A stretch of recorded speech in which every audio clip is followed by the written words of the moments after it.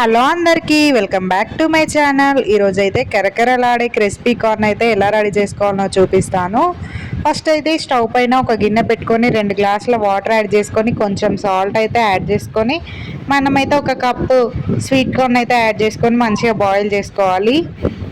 ఒక 3 మినిట్స్ తర్వాతనైతే మంచిగా బాయిల్ అయిపోయిన తర్వాతనైతే స్ట్రెయిన్ చేసుకొని నార్మల్ వాటర్ తోటి అయితే 2 సార్లనైతే వాష్ చేసుకోవాలి.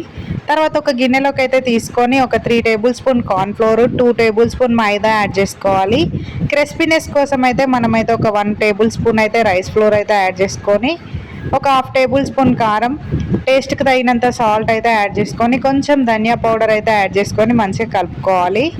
మొత్తం అంతా మంచిగా కలిసేటట్టు కలుపుకున్న తర్వాతనైతే పొడి పొడిలాగా అనిపిస్తే మాత్రం ఇంకొన్ని వాటర్ అయితే యాడ్ చేసుకొని మంచిగా కలుపుకోవాలి.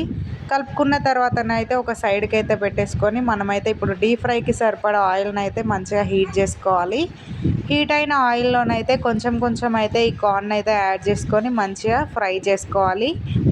ఫ్రై చేస్తుంటేనైతే మనమైతే వేయంగానే టర్న్ అయితే చేయకూడదు.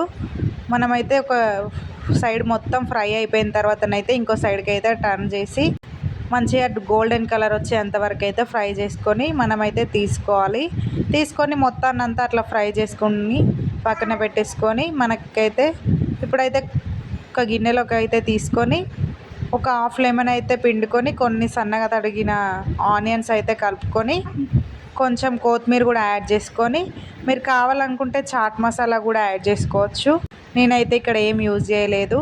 యాడ్ చేసుకొని మంచిగా కలుపుకొని సర్వ్ చేసుకుంటే మనకు కరకరలాడే క్రిస్పీ కార్న్ అయితే రెడీ అయిపోతుంది. వీడియో నచ్చితే లైక్ చేయండి, షేర్ చేయండి, సబ్స్క్రైబ్ చేసుకోండి నా ఛానల్ని.